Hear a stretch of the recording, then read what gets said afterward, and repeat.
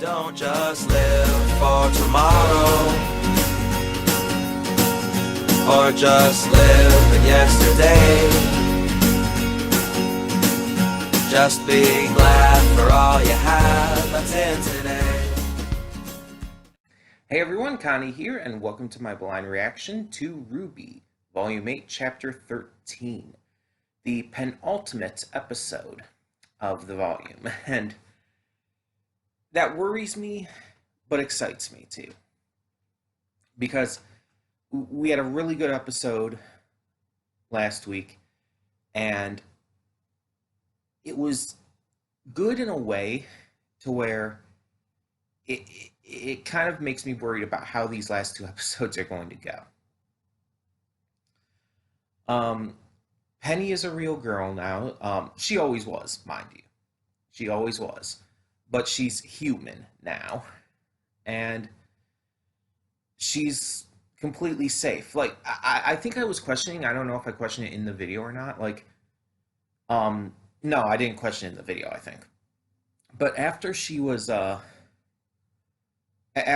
saved and everything by Ambrosius, I was thinking, I don't think I actually verbalized it, but I was thinking okay, so what happens, if he can only create one thing at a time, what happens when he creates something else? If he created enough of her body, her human body, because she was a robot, she was an android, she wasn't like a cyborg or anything, there is a difference. She was a robot made to be very human-like, and because she was imbued with that piece of Pietro's soul, that's what created her soul, basically. So I was thinking, okay, so when Ambrosius creates something new, then wouldn't any parts of the body of hers that he created be in trouble? But I guess we already got that answer, and it's I didn't realize it, because once he created the interdimensional portals to lead to Vacuo, we saw the broken Penny, the robot version that he had created out of her existing robot parts. We saw it kind of disintegrate, and I thought that was just my mind for some reason made me think that was part of her self-termination, but no, it was just that was actually the fact that she stopped existing because of Ambrosius creating something else. But that also confuses me, because he didn't create the robot parts of hers. He took those out of the already existing Penny. But he would have had to create the remaining flesh or human body or whatnot of Penny, right? I don't know. This kind of thing is just kind of thrown me off and everything, and I kind of missed in last episode in the reaction that was what was happening with the robot Penny, because I was so invested in human Penny at that point and what was going on with the portals and everything, so I didn't even think about it. But yeah, it's just there's just a lot of questions, and I'm not saying this is a bad thing. I'm not saying oh, there's too many plot holes or anything in this idea. I'm not saying it like that. I'm just wondering how all of it works. I might be thinking too hard into it, but oh well. But yeah, so because they helped save Penny and also created these portals with the staff, Atlas is coming down. And in order to get everyone to safety, they're portaling everyone to Vacuo. Unfortunately, we saw that Cinder is also heading towards Vacuo as well. So yeah, that's never good. The fact that Ambrosius also gave a little warning to them regarding the interdimensional pocket dimension about don't fall and everything makes me think someone's going to fall, or there's at least going to be a threat of it. Some people with the last episode had been predicting that it was going to be Team RWBY, or at least someone in Team RWBY, because of the opening showing them, like, it shows them like fall through the world, it looks like, and they're like reaching up towards the staff. I don't think that's going to happen for multiple reasons.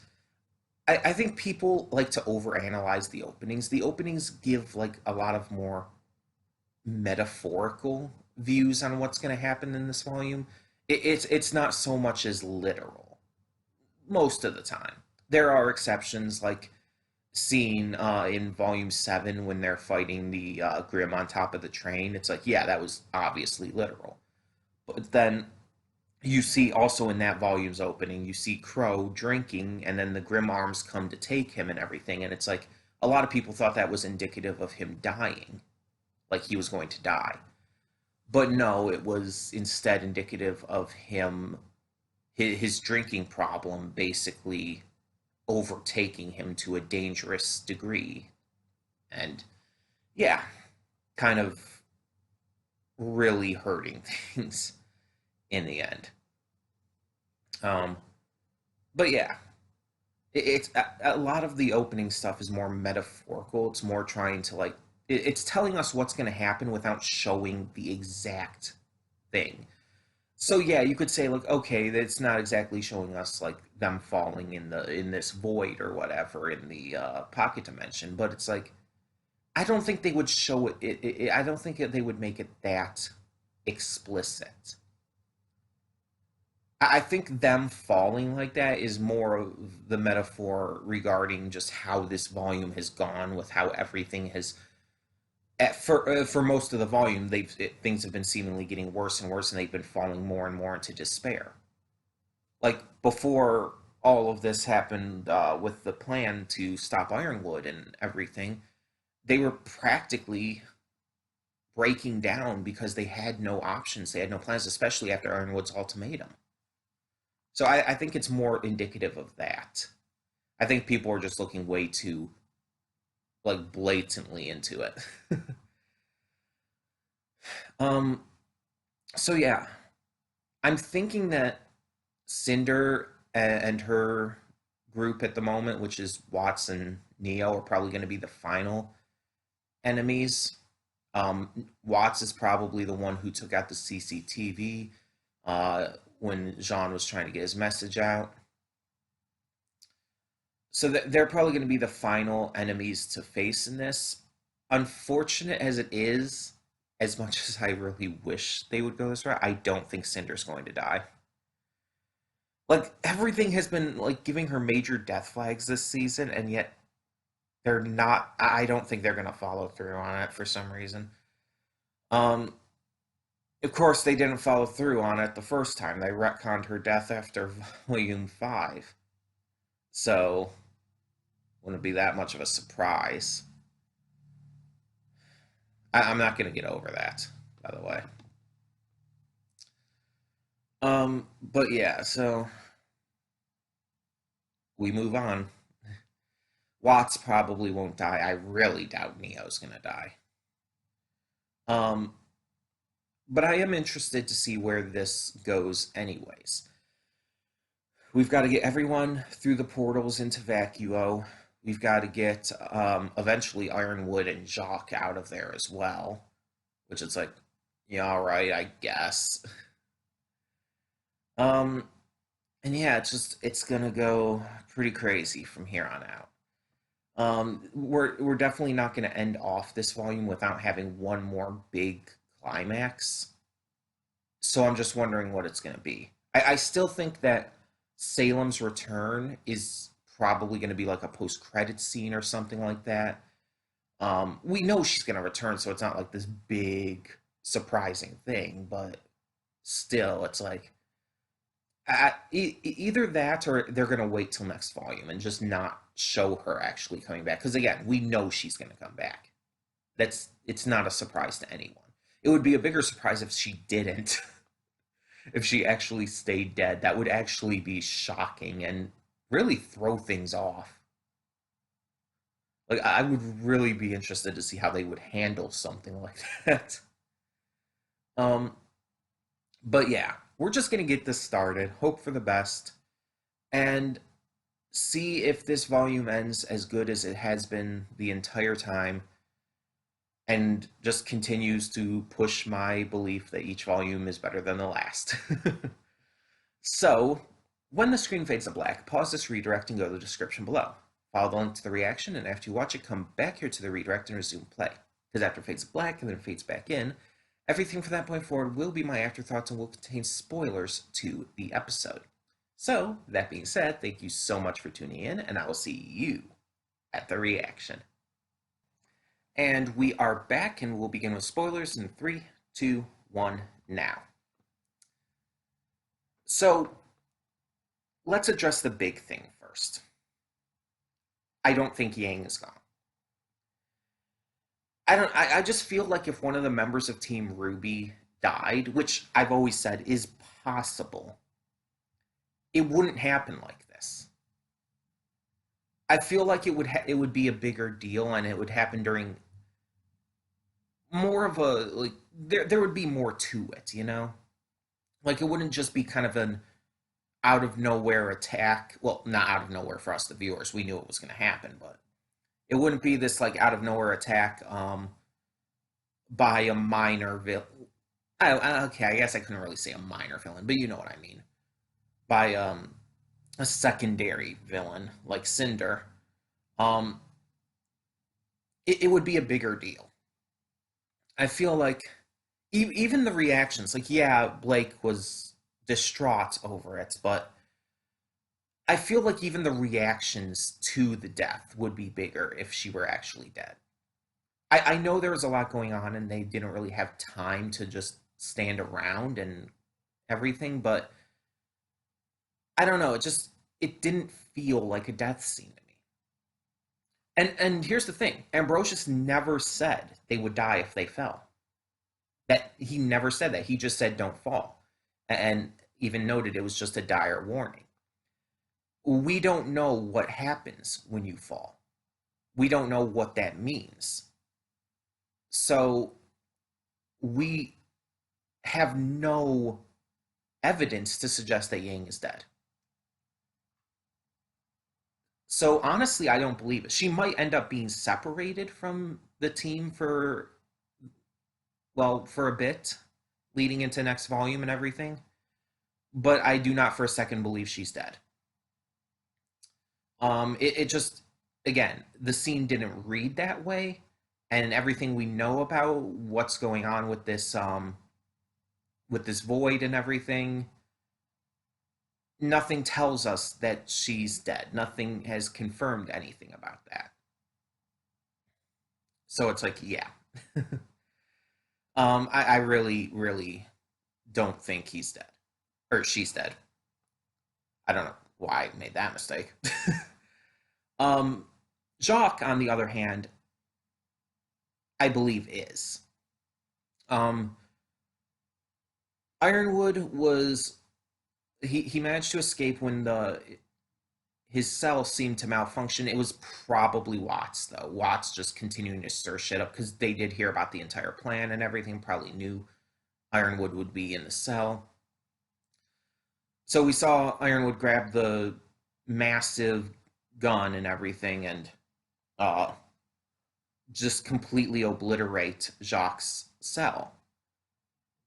The cell was destroyed, everything was on fire, it was just completely obliterated, and it stands to reason that Jacques is dead. And again, Ironwood's already at this point past the point of no return. Like, there's no chance of redemption, but this definitely shows it. I'm hoping that Winter kills him. Honestly, I feel like that would be a satisfying end. For her to do it, because of her having been his, outside of maybe Harriet, his staunchest defender and his most loyal partner and everything, especially since she's had a lot closer of a connection to him than Harriet has, to be completely honest, and for a lot longer. So I feel it would just be very satisfying for her to do it. And I still think Ironwood's going to die. Like, that hasn't changed. So, and right now, considering everything that's going on, honestly, I don't see how else it would happen. I think that she's going to kill him, or that she's going to injure him enough that where his injuries will be fatal, and he will die, like, either outside of the battle or during the battle or whatever. But the question is whether she will or not. She could die as well, and it's just kind of hard to say right now.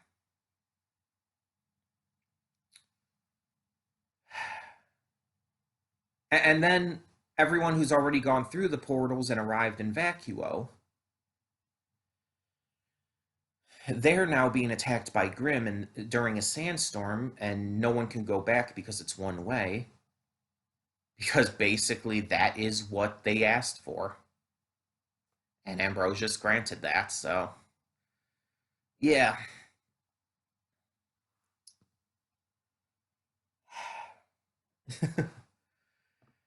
Like I said in the reaction, everything is going bad, everything possible. It seems that pretty much everyone except Harriet has turned against Ironwood at this point, even Vine and everything, and it seems like Elm is probably not for him either anymore. Harriet's the only one who's holding on, but even she started to crack a little bit. We saw her start to get emotional and crying over Clover and everything. Um, but because of Robin hitting their ship with hers, kind of snapped Harriet back into aggro mode. Harriet might die, so that's a possibility too. I don't know. I think things are just. There's one more episode. There's one more episode for this volume. And if I were to predict 3 events that are going to happen, one, I would predict that Ironwood is going to die, most likely killed by Winter. Whether Winter dies or not is up in the air, but I do still believe Ironwood's going to die. 2, Cinder, Neo, and Watts are either defeated and stopped, or just escape. One or the other. And I know it's like, okay, yeah, those are just kind of the 2 options, right? Well, no, I mean, they could, Cinder and Neo could be killed. I mean, that could happen. Though, again, I still think it's very unlikely with Neo, but possible with Cinder, hopefully with Cinder. I don't like Cinder. But unfortunately, I'm starting to think that's not going to happen, even though, again, death flags this volume for Cinder. I'm thinking that it's going to end up being that Cinder might get hurt or injured or whatnot. Neo will probably have to pick up the slack there, and Watts might get intercepted, might not. It's hard to say. Um, yeah, just hard to say. That one's a little hard to say. But the third thing, anyway, the third thing I think is going to happen is that all of our heroes are going to be in Vacuo by the end, except maybe Yang, who will come back into play later during the next volume. Because, yeah, again, it's just, I feel like there's no real evidence that she's dead, and everything is kind of pointing to the opposite. Like it's just clearly in my eyes from what we got and everything, from all the context behind it all, that Yang is not dead, that it's a fake out. And the fake out might last a bit, but yeah. Again, if they do kill one of Team RWBY, I don't think it's going to be like this. it just would be honestly a very disappointing way to send any member of Team RWBY out. It would just feel so anticlimactic and poorly handled to send a main character like that. And I would even say the same for any member of Team Orange at this point. Sending any of them out that way would also feel extremely unnatural and forced and just wrong.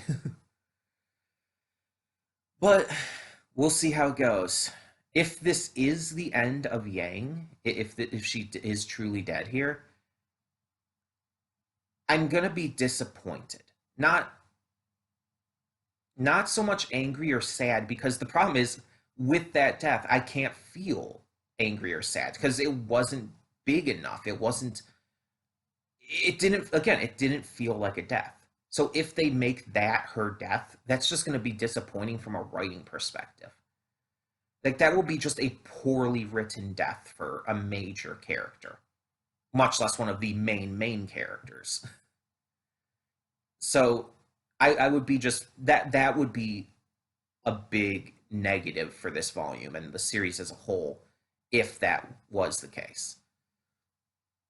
But yeah. Yeah. Unlike Pyrrha's death actually worked really well because it was set up properly. It had proper weight to it. On top of that, it was definitely foreshadowed. There were so many death flags. And there's nothing wrong with doing a surprise death, but it has to be handled with the right weight and impact, and this wasn't. I'm sorry, it wasn't. Um, so I again really doubt she's dead. I'm like 98% sure she's alive. Um, so yeah. Um, but yeah, I don't see Ironwood going past this volume. It just at this point, I think his time is done. They're heading to Vacuo and everything, and that's where we're gonna like focus on next. So I just think Ironwood doesn't really have a point in continuing. And with how far he's fallen at this point, the only way he could continue would be as a notable villain and basically be tracking them into Vale and everything. And I just feel like that would be at this point kind of dumb. To do that still at this point, I just feel like that it wouldn't work that well. I feel like he needs to go down here.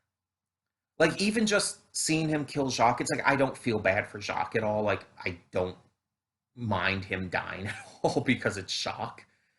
Um, but seeing the fact that he did that without any hesitation after being released from the cell, it shows that he hasn't learned anything after being defeated, that nothing has changed. He's still just as insane and evil and horrifically just fucked up as he was when he was taken out by them.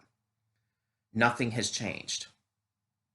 Even his statements, like, I know what's best for Atlas and everything, and is something along the lines of what, like, I'll stop. No, Winter was the one who said that she'll defend against any enemies of the city. But you get the gist.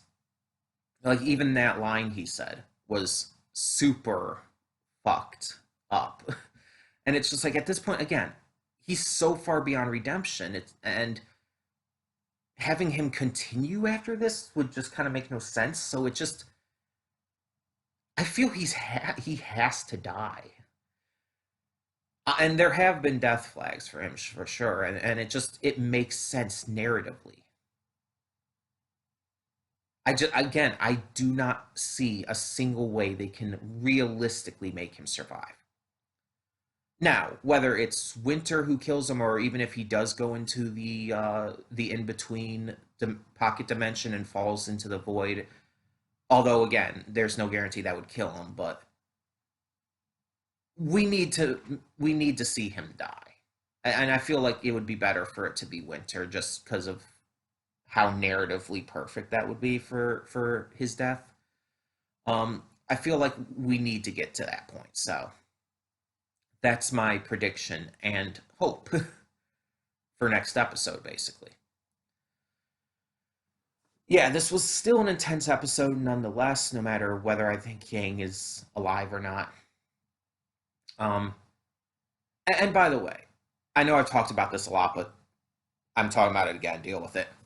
If I'm not just talking about, like, I believe Yang is alive and everything, and there's no evidence that she's actually dead.